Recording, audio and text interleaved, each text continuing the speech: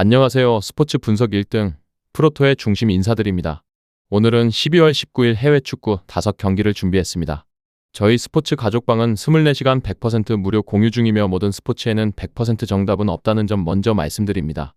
하지만 믿고 따라와 주신 분들께 적중이 아니라 수익으로 보답해 왔다는 점 오늘도 책임지고 분석으로 증명해 보겠습니다. 그럼 바로 경기 프리뷰 시작하겠습니다. 첫 번째 경기 마인츠 삼순스포르 경기 분석하겠습니다. 포메이션은 3-4-3이며 3백 기반으로 전진 압박과 전환 속도를 동시에 끌어올리는 팀이다. 시브는 폭발적인 스피드와 깊은 침투로 수비 뒷공간을 찢어놓는 타입이고 양발 마무리까지 갖춘 공격 자원이다. 네벨은 낮은 무게중심으로 박스 근처에서 몸을 비틀어 각을 만들고 중거리 슈팅으로도 분위기를 뒤집을 수 있는 카드다. 이재성은 오프 더블 움직임이 빠르고 짧고 빠른 패스 템포로 공격 리듬을 정리하는 이선의 엔진 같은 존재다.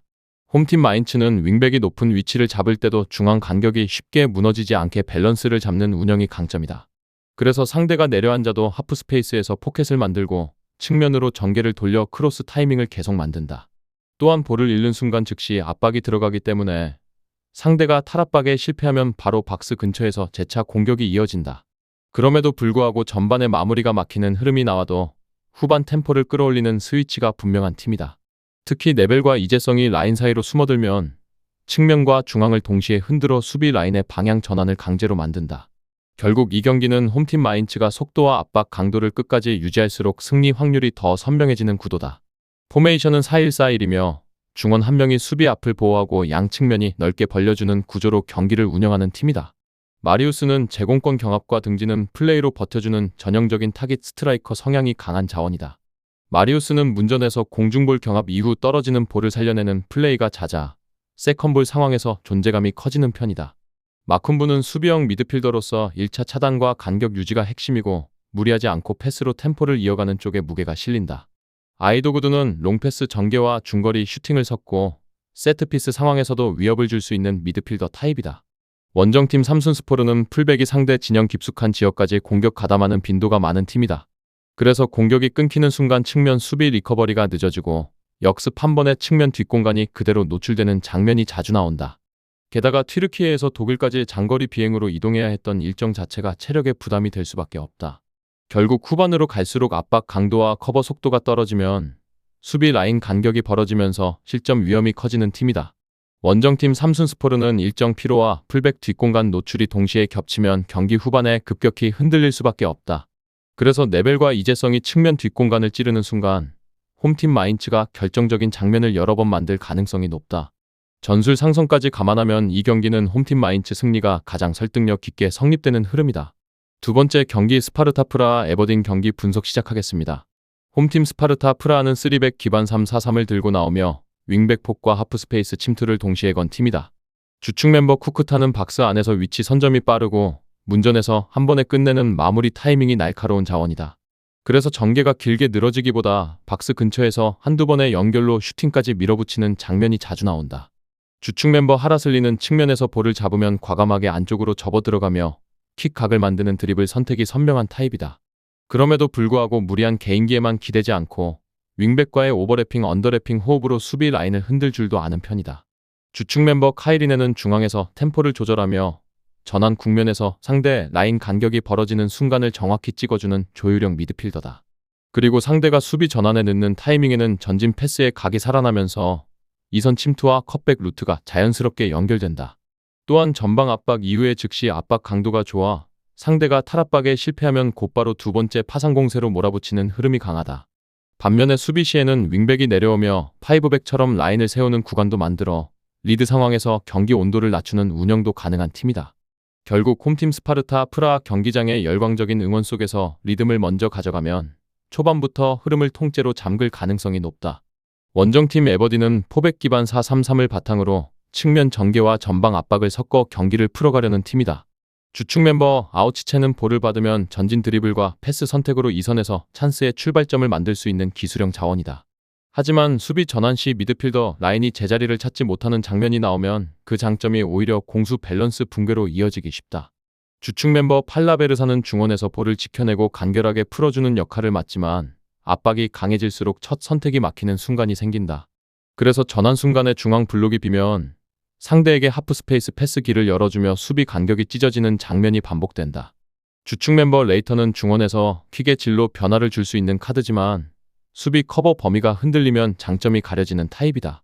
특히 세컨볼 경합 구간에서 주도권을 내주면 원정팀 에버딘 수비가 재정비하기도 전에 박스 근처에서 연속 슈팅을 허용할 수 있다. 그리고 원정팀 에버딘은 원정에서 한번 흔들리면 경기 템포를 끊어 재정렬하는 시간이 필요한 편이라 실점 이후 연쇄 흔들림이 치명적이다. 그럼에도 불구하고 전방 압박이 초반에 먹히면 의외의 역습 찬스를 만들 수 있지만 그 강도가 90분 내내 유지될지는 물음표다.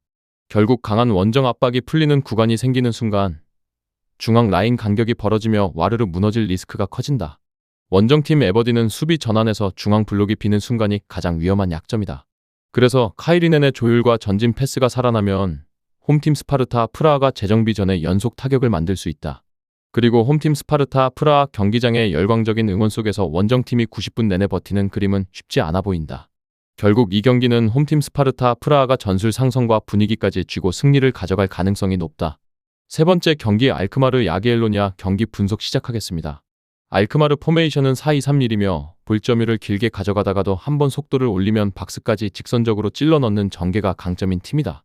페럿은 박스 안에서 먼저 움직여 공간을 선점하는 타입이고 첫 터치 이후 슈팅 전환이 빨라 마무리 기대값을 끌어올리는 스트라이커다. 사디크는 측면에서 1대1 구도를 즐기고 안쪽으로 접어들어오며 슈팅 각을 만드는 인사이드 컷인 성향이 뚜렷한 자원이다. 미난스는 이선에서 포켓을 찾아 들어가며 패스 각을 열고 전진 드리블로 라인을 흔들어 수비 간격을 벌리는 역할이 핵심인 카드다. 홈팀 알크마르는 하프 스페이스에서 짧은 패스로 수비를 끌어낸 뒤 반대 전환으로 빈 측면을 다시 두드리는 패턴이 자주 나온다.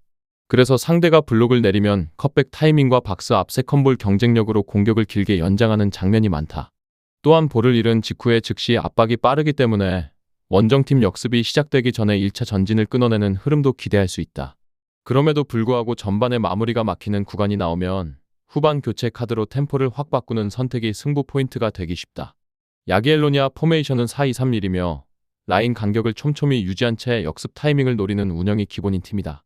피에투제프스키는 전방 전 포지션을 소화할 수 있는 성향을 바탕으로 순간적인 방향 전환과 침투 타이밍으로 수비를 흔드는 카드다. 이마즈는 박스 근처에서 포켓을 읽고 들어가는 감각이 뛰어나고 이선에서 마무리까지 이어지는 연결 플레이가 강점인 자원이다. 로만추크는 수비형 미드필더로서 위치, 선정과 커버 범위로 중원을 지키는 타입이며 상대의 전진 패스를 끊어 흐름을 정리하는 역할이 크다. 원정팀 야기엘로니아는 전반에는 압박 강도를 유지해도 후반으로 갈수록 체력 저하로 반응 속도가 떨어지는 문제가 자주 나온다. 그래서 세컨볼 반응이 늦어지고 중원 리커버리 속도가 떨어지면서 박스 앞 2차 저지가 비는 장면이 생긴다. 하지만 이 구도가 한번 만들어지면 풀백과 센터백 사이 간격이 벌어지고 컷백 대응이 늦어지며 실점 위험이 급격히 커진다.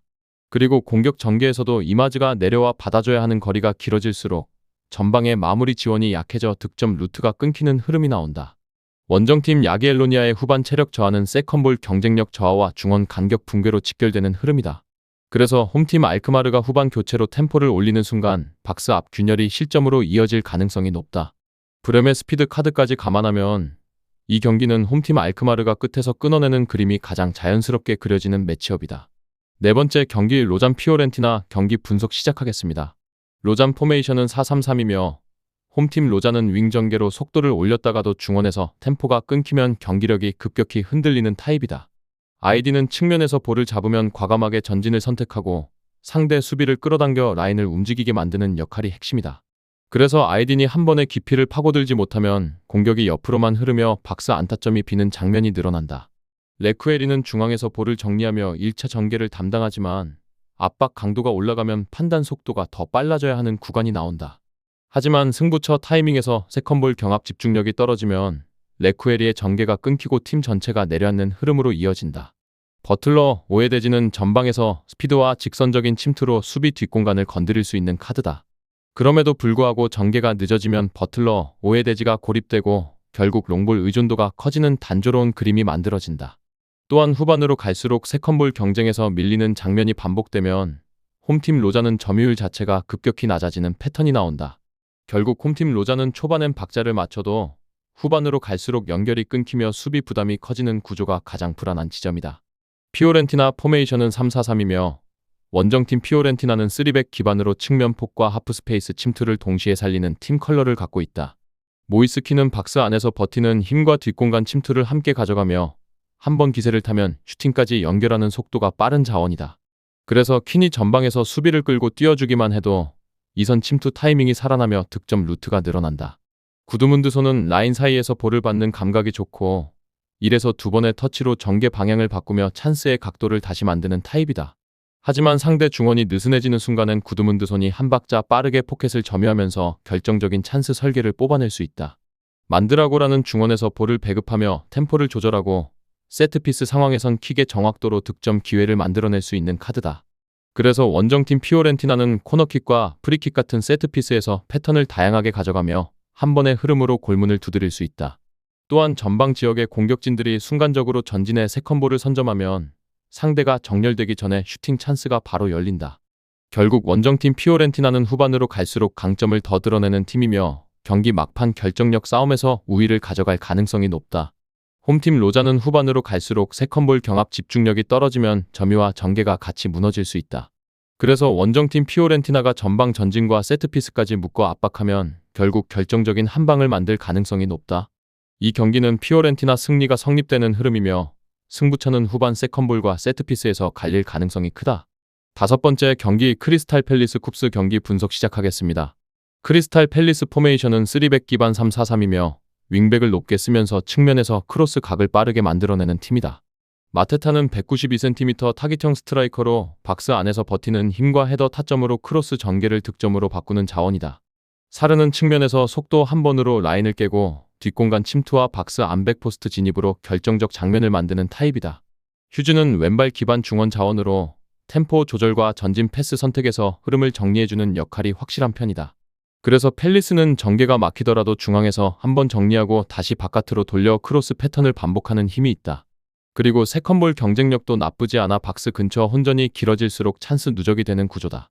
하지만 공격이 풀릴 때는 빠르게 풀리고 안 풀릴 때도 세트피스와 크로스로 탈출구가 있다는 점이 안정감이다. 또한 교체 카드 폭도 비교적 두텁기 때문에 후반 템포 유지에서 기대값이 더 높아지는 팀이다. 쿱스 포메이션은 4-4-2이며 두 줄 수비로 버티면서 역습 타이밍을 노리는 전형적인 실리형 구도다. 하지만 중앙 수비수들의 측면 크로스 대응 능력이 떨어져 박스 안쪽에서 실책성 플레이가 나오기 쉬운 편이다. 그래서 공이 측면으로 빠지는 순간 라인 간격이 벌어지고 박스 안 막힌 교대가 꼬이는 장면이 반복되는 흐름이다. 펜나네는 중원에서 위치 선정과 패스 방향으로 팀 템포를 잡아주는 자원이라 수비 전환 시 1차 정리는 기대할 만하다. 아리프는 195cm 왼발 기반 중원 자원으로 공중 경합과 몸싸움에서 버티며 중앙을 두껍게 만드는 장점이 있다. 부오틸라인에는 중원에서 왕복 기동력으로 연결고리를 맡으며 공을 잡고 전진할 때는 간결한 전개로 속도를 붙이는 편이다. 그럼에도 불구하고 측면에서 크로스를 연속으로 맞는 구도에서는 중앙 수비 라인이 뒤로 물리며 박스 안 혼전이 커질 수 있다. 반면에 공격 쪽은 4-4-2 특성상 직선적인 전개 비중이 높아 상대가 라인을 내리면 찬스의 질이 급격히 떨어질 가능성이 있다. 홈팀 크리스탈 팰리스는 측면에서 크로스를 만들어내는 속도와 반복 생산 능력이 확실한 팀이다. 반면에 원정팀 쿱스는 크로스 대응이 흔들릴 때 박스 안에서 실책성 플레이가 연쇄로 터질 위험이 크다. 그래서 휴즈의 전개 조율과 사르의 돌파가 살아나기 시작하면 마테타 한 방으로 경기 흐름이 한쪽으로 쏠릴 가능성이 높다. 이 경기는 홈팀 크리스탈 팰리스 승리가 성립될 조건이 충분히 갖춰진 매치업이다. 이상으로 12월 19일 해외 축구 5경기 프리뷰 모두 정리해드렸습니다. 지금 보신 분석 픽은 저희 가족방에서 매일 무료로 공유되고 있으며 조합픽을 통해 꾸준한 수익을 원하시는 분들은 서둘러 입장해 주시기 바랍니다. 오늘도 영상 시청해 주셔서 진심으로 감사드리고 좋은 결과로 다시 찾아뵙겠습니다. 감사합니다.